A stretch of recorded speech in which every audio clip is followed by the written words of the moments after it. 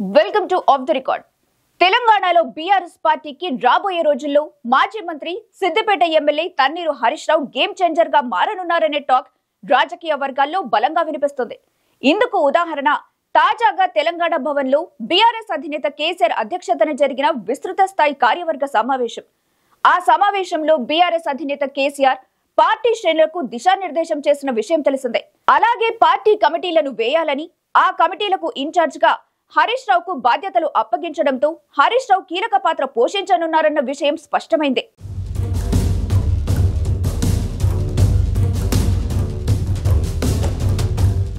బండెడు పనినైనా చిరునవ్వుతో పూర్తి చేసే టార్చ్ బేరర్. పార్టీకైనా, ప్రజలకైనా, పేదోడికైనా సమస్య ఎదురైందని తెలిస్తే వెంటనే వాలిపోయే ట్రబుల్ షూటర్ ఆయనే హరీష్ రావు. హరీష్ రావు అభిమానులు ప్రేమగా పిలుచుకునే హరీష్ అన్న శ్రమకు కేర్ ఆఫ్ అడ్రస్. మామకు తగ్గ అల్లుడిగా తెలుగు రాష్ట్రాల్లో గుర్తింపుంది. సిద్దిపేట నియోజకవర్గం నుంచి ఏకంగా 7 సార్లు గెలిచారు, అది కూడా రికార్డు స్థాయి మెజారిటీతో. ఉద్యమ నాయకుడిగా గొంతెత్తిన, పోరాడి సాధించుకున్న తెలంగాణ రాష్ట్రాన్ని అభివృద్ధి పదంలో ఉరకలెత్తించిన అందులో హరీష్ రావు అడుగుల జాడలెన్నో కనిపిస్తాయి. కాళేశ్వరం ప్రాజెక్టును నీకు మండుటెండల్లో, కుండపోత వానల్లో, పాతాళంలో, కొండగట్టుల్లో దారి చూపి ఎదిగేందుకు తోడుగా నిలిచిందెవరు అని అడిగితే గుక్క తిప్పుకోకుండా హరీష్ రావు పేరునే చెబుతుంది.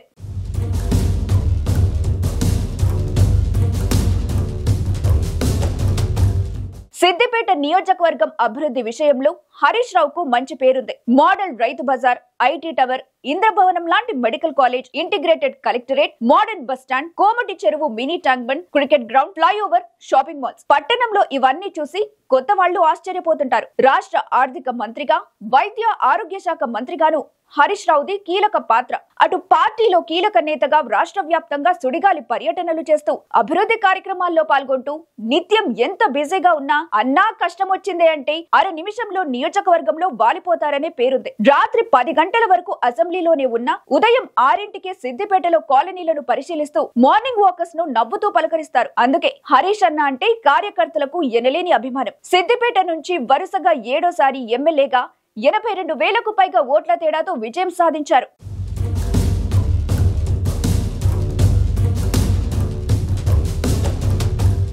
తెలంగాణలో బీఆర్ఎస్ పార్టీ అధికారం కోల్పోయినప్పటికీ బీఆర్ఎస్ పార్టీ లీడర్లను నోటికొచ్చినట్టు తిట్టే ప్రత్యర్థి పార్టీల నేతలు సైతం హరీష్ రావు పేరు వచ్చేసరికి కాస్త ఆలోచిస్తారు. అంటే ఆయన ఎలాంటి నిఖార్సైన, నిబద్ధత కలిగిన గల నేతో అర్థం చేసుకోవచ్చు. మొత్తం మీద హరీష్ రావుకు ఏ పని అప్పగించినా సమర్థవంతంగా, నిబద్ధతతో పూర్తి చేస్తారనే నమ్మకంతోనే కమిటీలకు చైర్మన్ గా కేసీఆర్ నియమించారని పార్టీ కార్యకర్తలు, నేతలు, క్యాడర్ భావిస్తున్నారట. మరి రాబోయే రోజుల్లో తెలంగాణలో మళ్లీ బీఆర్ఎస్ పార్టీ అధికారంలోకి వస్తే హరీష్ రావుకి ఎలాంటి బాధ్యతల్ని అప్పగిస్తారో తెలియాలంటే మరికొన్ని రోజులు వేచి చూడాల్సిందే.